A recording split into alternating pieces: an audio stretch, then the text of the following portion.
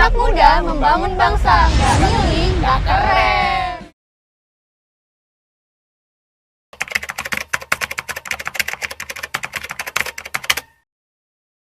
Ya, saya Husin ya, Ketua KPU Provinsi Kepulauan Bangka Belitung, dalam hal ini menyampaikan bahwa menuju 22 hari menjelang hari pemungutan suara yang kita laksanakan di hari Rabu tanggal 14 Februari 2024, hari puncak daripada pesta demokrasi 5 tahunan dalam regulasi NKRI kita ini, ya, kami menyampaikan bahwa KPU dalam hal ini sudah melaksanakan semua tahapan-tahapan. Nah, tahapan yang sedang berjalan tentu bukan hanya yang mungkin yang sedang dilaksanakan oleh para peserta pemilu, yaitu tahapan kampanye. Nah, menarik ya, dalam keadaan kampanye sekarang ini ya, terhitung tanggal 21 sekarang, artinya peserta pemilu dapat melakukan kampanye dengan bentuk rapat umum. Nah, rapat umum ini artinya inilah bentuk daripada kampanye secara terbuka dengan melibatkan orang peserta atau masyarakat, ya, masyarakat dengan sebanyak-banyaknya. Nah, dalam hal ini tentu ya kami sebagai penyelenggara pemilu untuk melakukan melayani terkait pelaksanaan kampanye sendiri, rapat umum itu sendiri, kami sudah mengatur jadwal dan penentuan lokasi. Itu yang paling penting, jadwal dan lokasi di mana dilakukannya kampanye. Nah, pengaturan itu sendiri mengacu kepada apa yang sudah diatur oleh KPU RI. Karena apa? Ya, aturannya itu karena memang dalam hal ini kita misalnya terkait jadwal untuk pasangan calon presiden wakil presiden dan beririsan juga dengan partai pendukungnya. Jadi pengaturan jadwal dan lokasi itu kita atur berdasarkan apa yang sudah diatur, sudah ditetapkan oleh KPU RI. Nah, dalam hal ini tentu harapan kami ketika kami sudah membuat keputusan terkait pengaturan jadwal dan lokasi kampanye rapat umum bagi peserta pemilu, baik partai politik, ya DPD maupun pasangan presiden dan wakil presiden di wilayah hukum, ya, di wilayah Provinsi Kepulauan Bangka Belitung, semuanya diharapkan nantinya tunduk dengan aturan yang ada. Dan tentunya pelaksanaan rapat umum juga harus memperhatikan artinya kondisi wilayah kita. Oleh karena itu maka pelaksanaan kampanye ini juga kami KPU tentu bekerjasama dengan pihak keamanan, kepolisian, ya, dan semua stakeholder yang mendukung supaya pelaksanaan rapat umum kampanye ini bisa berjalan dengan baik, aman, tertib, ya seperti itu. Nah, ketika kampanye ini dilakukan dengan tertib, ya, dengan aman, dengan kondusif dan tentunya dengan rasa bahagia mungkin semua peserta, ya artinya kita akan menuju hari H nanti lebih bahagia, lebih tenang lagi. Itu Bu terkait dengan kampanye. Nah, yang lain-lain mungkin saya ingin sampaikan ya, menuju pelaksanaan pemungutan penghitungan dan ya hari pemungutan dan ya, hari pemungutan di tanggal 14 Februari nanti, kami KPU Provinsi Kepulauan Bangka Belitung juga sudah menyiapkan penyelenggaranya, yaitu KPPS. Ya, KPPS dalam ini kelompok panitia pemungutan suara sudah kita bentuk ya seprovinsi Kepulauan Bangka Belitung ini dengan jumlah 4.116 TPS, berarti dikalikan satu kelompok berarti sebanyak itu juga. Kalau dikalikan jumlahnya dikali 7 setiap KPPS itu, setiap TPS penyelenggaranya mungkin akan diperoleh hampir 82.000 yang akan bertugas untuk melaksanakan hari pemungutan suara. Nah, mereka ini sudah dibentuk dan akan kita lantik di tanggal 25 Januari ini, ya. Nah, pelantikan juga dilakukan serentak. Ya, semuanya dilantik oleh PPS, kemudian kegiatannya mungkin nanti dilaksanakan di tingkat kecamatan masing-masing, ya, yang dilakukan oleh panitia pemilihan kecamatan. Karena apa, Bu? Karena kami sampaikan di pemilu yang kali ini kita dapat atensi dari KPU RI juga untuk melaksanakan kegiatan penanaman pohon. Nah, jadi setelah nanti dilakukan pelantikan kepada KPPS tersebut, nanti mereka nanti akan bersama-sama KPU Kabupaten Kota bersama PPK juga bersama PPS nanti akan melakukan gerakan penanaman pohon. Ya, paling tidak satu KPPS satu pohon. Itu akan dilakukan di setiap daerah kabupaten kota kita. Nah, untuk menyiapkan mereka itu sendiri, kami sudah melakukan, KPU Provinsi Kepulauan Bangka Belitung sudah melakukan TOT ya untuk bintek, untuk memfasilitasi Ya, dan sudah kita lakukan secara berjenjang. Kami melakukan TOT kepada Bintek, kepada KPU Kabupaten Kota. KPU Kabupaten Kota membintek PPK dan PPS. Nah, nanti maka tadi ketika sudah dilantik, semua KPPS itu wajib mengikuti Bintek. Bintek akan yang dilakukan oleh KPU Kota Kabupaten Kota, termasuk di situ bekerja bersama-sama dengan PPK bersama dengan PPS. Untuk apa? Ya, untuk mereka supaya mereka memahami, mengetahui ya, kemudian dapat meningkatkan keterampilannya juga, kemudian tentunya untuk menjaga integritas mereka terkait apa? Tugas mereka utama. Karena mereka lah ujung tombak daripada pemilu itu sendiri. Yaitu penyelenggaraan pemilu itu kan mahkotanya kan hari pemungutan suara, maka mereka diwajibkan untuk mengikuti Bentek untuk mengetahui, menguasai norma-norma yang ada, norma hukum yang ada, menguasai keterampilan dan pengetahuan kepemiluan terkait bagaimana pemungutan suara itu sendiri yang terbaik. Yang kedua, bagaimana nanti akan mereka melakukan penghitungan. Kemudian bagaimana mereka akan melakukan rekapitulasi terhadap hasil suara. Terus tentunya mereka bagaimana mereka nanti menetapkan hasil pemilu yang mereka lakukan di TPS. Sembari juga mereka juga dituntut untuk memahami namanya aplikasi alat bantu kita untuk hasil tadi kita akan menggunakan Sirekap. Nah, ini harus mereka kuasai. Harus mereka kuasai melalui Bintek, dan Bintek ini juga tidak serta-merta dilakukan secara seremonial saja. Mereka akan saya minta juga melakukan pengetahuan pemahaman itu melalui secara non formal, mungkin dilakukan di rumah-rumah ya, silakan di setiap kelompok tadi, setiap KPPS itu mereka kumpul-kumpul, pahami itu bagaimana aturannya, bagaimana pelaksanaan, bagaimana eksekusinya terhadap segala sesuatu itu. Nah, untuk apa? Tentunya harapannya ketika semuanya sudah tercapai, ya sudah memahami itu, sudah mengetahui itu, dan sudah artinya keterampilannya meningkat, integritas pun terjaga, penyelenggara kami di tingkat bawah badan ad hoc ini, kita harapkan tentu pelayanan terhadap pemilih dalam ini yang sudah ditetapkan dalam DPT maupun nanti yang mungkin ada di DPTB, bahkan mungkin ada DPK juga, semuanya bisa dilayani dengan baik. Termasuk juga nanti mereka berkoordinasi dengan saksi yang ada di saat TPS maupun pengawas TPS juga, diharapkan juga mereka KPPS kami ini akan lebih baik lagi. Di samping itu juga kami juga menitip pesan juga, artinya mereka juga harus menguasai, memahami bagaimana penyiapan TPS itu sendiri. TPS-nya harus disiapkan, ya.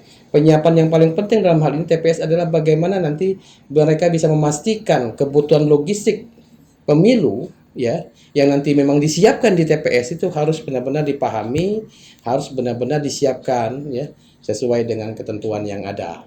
Ya, sembari juga kita pikirkan juga keadaan alam ini. Ketika kita menyiapkan TPS, sekarang sudah ada penetapan TPS, tetapi ketika membaca kondisi alam ini, maka saya juga minta nanti ya para KPPS nanti bersama dengan PPS-nya mulai juga melakukan pemetaan apakah nanti TPS yang dibangun, yang rencananya akan dibangun di suatu tempat berdasarkan pemilu 2019 kemarin, apakah memungkinkan lagi untuk dibangun TPS tersebut kalau dengan musim hujan yang diperkirakan mungkin terjadi di bulan Februari juga, yang membuat di lokasi TPS-nya nanti akan terjadi banjir, genangan, maka ataupun mungkin daerah itu becek atau rusak, tentu itu tentunya akan mengganggu. Kami tidak menginginkan. Nah, ada target, ada tujuan, ada komitmen, ada ketegasan kami. Apapun kondisi alam, ya, kami tidak menginginkan bahwa pemungutan suara di tanggal hari Rabu tanggal 14 Februari itu tertunda, bahkan tidak dilaksanakan. Kami memerintahkan semua TPS yang sudah kita bentuk dengan KPPS-nya yang sudah kita bentuk dan kita lantik harus bertanggung jawab untuk melaksanakan hari pemungutan suara itu sesuai dengan jam dan akan berakhir sesuai dengan jam. Ya, tanpa ada kendala apapun. Kendala alam, cuaca harus diantisipasi sekarang.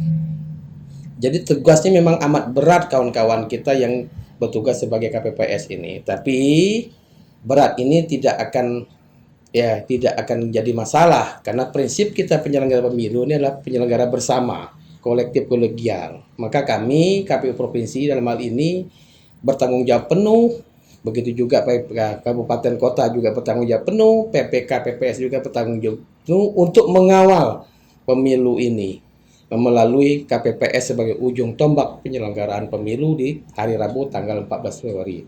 Harapan kami ya, sekali lagi ya, kami tidak berharap, tidak menginginkan ada tidak terlaksananya pemilu di Provinsi Kepulauan Bangka Belitung setiap TPS. Kami tidak mengharapkan ada kendala apapun, tidak ada mengharapkan ada kendala. Ya, semuanya harus clear, semuanya harus terjaga. Bahwa pemilu di tanggal hari Rabu tanggal 14 Februari harus bisa dilaksanakan sesuai dengan jadwal, sesuai dengan jamnya, sesuai dengan ketentuannya, semuanya. Seperti itu, Bu. Untuk di kesiapan kami KPU Provinsi Kepulauan Bangka Belitung untuk mempersiapkan dengan tahapan-tahapan yang kami lakukan untuk menuju sukses dan berkualitasnya pemilu ya serentak di tahun 2024 ini di wilayah Provinsi Kepulauan Bangka Belitung. Seperti itu.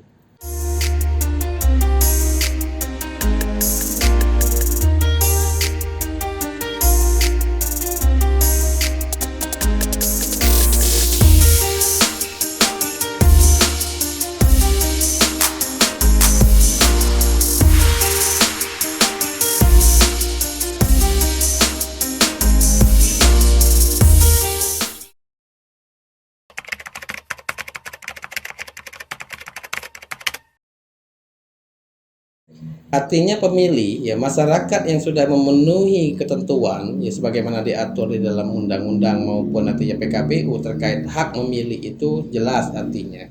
Itu semuanya sudah diakomodir dan sudah ditetapkan yang menjadi namanya DPT, daftar pemilih tetap. Idealnya memang pemilih tetap itu adalah memilih pada hari hanya memilih di tempat dia berdomisili, artinya sudah ditentukan TPS-nya. Tapi faktanya karena masyarakat berdinamika, bersosialisasi, maka KPU tentunya melayaninya dengan layanan namanya DPTB, daftar pemilih tambahan, nanti pindah memilih.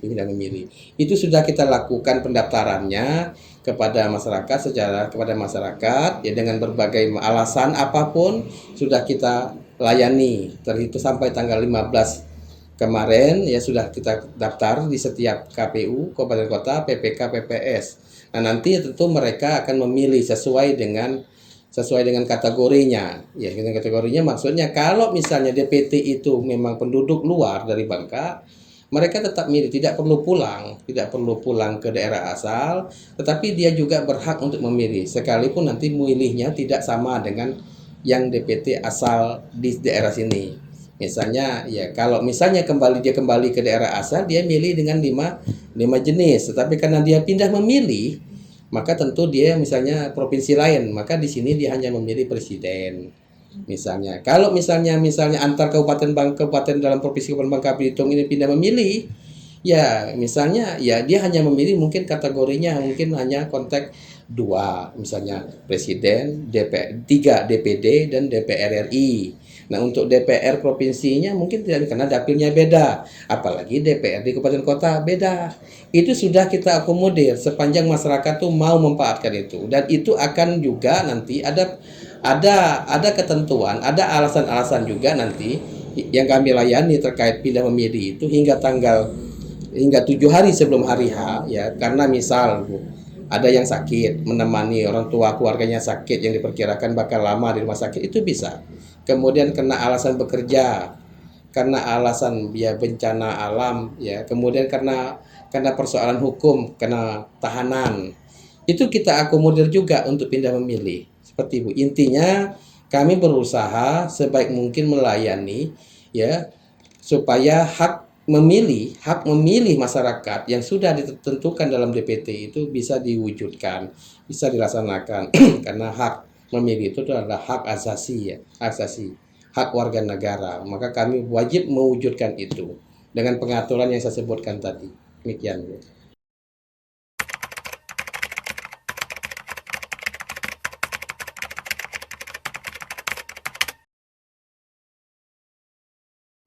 Pengaturan pelaksanaan tahapan pemilu ini jelas ya. Ketika dilakukan kampanye itu nanti ya 3 hari ketentuannya sebelum hari pemungutan suara disebut hari tenang.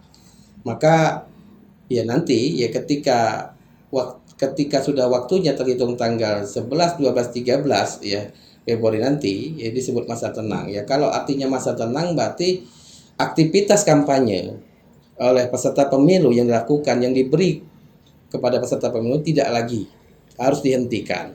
Termasuk kampanye yang sifatnya penyebaran bahan kampanye, alat APK kampanye, apalagi turun ke masyarakat. Jangan.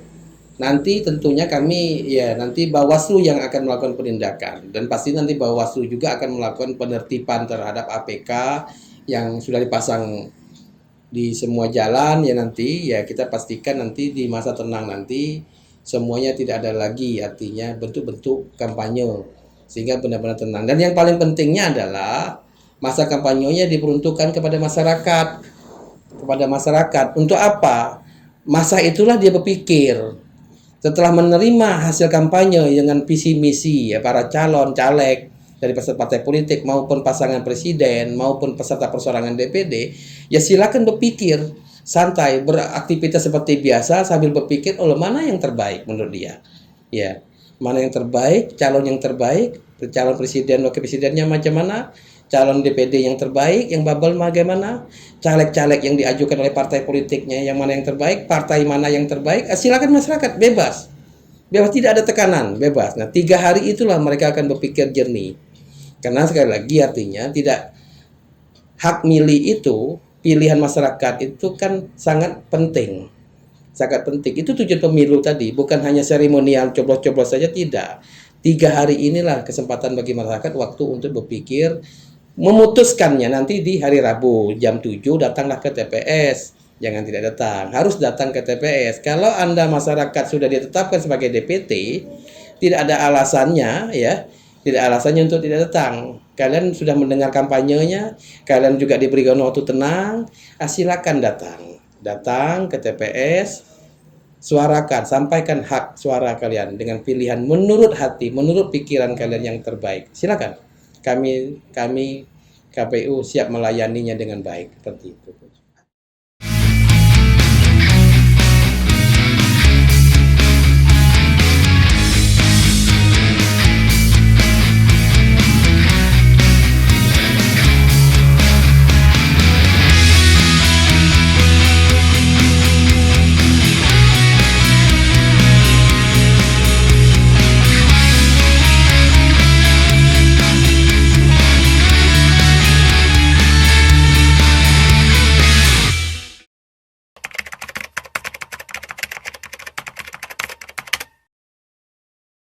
Pendidikan sosialisasi terhadap kepemiluannya terus kami lakukan dari tahapan awal hingga sampai sekarang terus kepada semua masyarakat. Bahkan bukan hanya semata-mata sosialisasi terkait bagaimana teknis pemilu, KPU juga memberikan pendidikan kepada pemilih, dan karena tujuannya apa, Bu? Untuk meningkatkan partisipasi masyarakat. Pemilu itu ukurannya salah satu indikatornya tingginya partisipasi masyarakat. Nah, bagaimana supaya tinggi? Kita berikan sosialisasi, berikan pendidikan. Nah, tentu kami mengingatkan kembali artinya bahwa pemilu kita serentak ini, definisinya serentak ini artinya adalah kita memilih, dalam hal ini adalah legislatif dan eksekutif. Nah, legislatif dalam hal ini adalah pilihannya adalah namanya adalah pemilu untuk perseorangan dengan DPD-nya, DPD. Kemudian untuk legislatif yang lain adalah berjenjang DPR RI, DPRD provinsi, DPRD kabupaten kota. Dan terakhir tentunya adalah eksekutifnya dan memilih presiden, pasangan presiden dan wakil presiden Masing-masing tentu memiliki diaktualisasikan dalam bentuk surat suara. Dan suara-suara itulah yang menjadi hak pemilih. Nah, surat suaranya nanti tentunya nanti akan dicoblos menurut ketentuan, menurut aturannya. Kalau misalnya coblosnya presiden dengan warna abu-abu warna abu-abu artinya coblos langsung aja surat suaranya. Dengan gambarnya, nomornya, namanya sah. Kalau begitu juga DPD, karena DPD kan dengan DPD juga ada nama, ada gambar, ada nama, Pak, nama presiden. Sama artinya coblos nomornya oke, namanya oke, orangnya gambar tuh oke. Nah, tetapi kalau untuk nyoblos surat suara yang DPR RI yang warna kuning atau kuning, kemudian ada kuning, biru, hijau urutannya nanti masyarakat tidak bisa mencoblos orang karena tidak terdapat nama, tidak terdapat foto. Di surat suara untuk calon legislatif, DPR RI, DPRD provinsi, DPRD kabupaten kota hanya mencantumkan gambar partai dengan nomor partainya dengan urutan calegnya. Nah, nanti masyarakat ya tadi kan 3 harinya berpikir ya, silian lihat di partainya, partai apa itu si A yang dianggap baik itu. Caleg mana yang baik? Silakan nanti dilihat. Kalau dia mencoblos artinya partai sah. Yang baiknya dia coblos juga calegnya. Karena kita pemilunya sistemnya adalah proporsional terbuka. Jadi coblos partainya, coblos juga namanya dengan sesuai dengan angkanya berapa kayak gitu. Karena masing-masing daerah pemilihan tuh beda. Ada yang jumlahnya ada 5, ada 6, ada 7 seperti itu. Begitu juga untuk DPR RI maupun DPRD provinsi. Semuanya sudah kami sampaikan kepada masyarakat. Mudah-mudahan masyarakat dalam menyampaikan aspirasinya melalui media coblos surat suara itu tidak salah lagi. Jangan sampai kalau salah berarti tidak sah. Kalau tidak sah itu sayang, rugi. Berarti kita tidak melihat pemilu itu penting. Maka kami minta juga masyarakat ya sekarang berpikir, sekarang ya belajar. Kan mudah kok sekarang ini. Masyarakat punya media, punya handphone ya. Klik aja Google bagaimana cara memilih yang baik udah ketemu lah. Ya, jadi semuanya bisa belajar. Media TV, media koran sudah memberitakan, media online sudah memberitakan. Tidak ada alasan lagi masyarakat dari pemilu ke pemilu sama saja. Manual, masih kita melakukan manual. Ya, pemilu itu seperti itu. Anak muda membangun bangsa, nggak milih, nggak keren. Ayo, jangan lupa ya, harinya Rabu. Tanggal 14 Februari 2024 mulai pukul 7 datanglah rame-rame ke TPS sesuai dengan TPS-nya. Silakan coblos ya di majelis surat suara menurut hati dan pikiran kalian masing-masing. Sekali lagi, ayo datang ke TPS masing-masing ya. Laksanakan pemilu dengan baik dan benar demi daerah kita, demi negara kita. Terima kasih.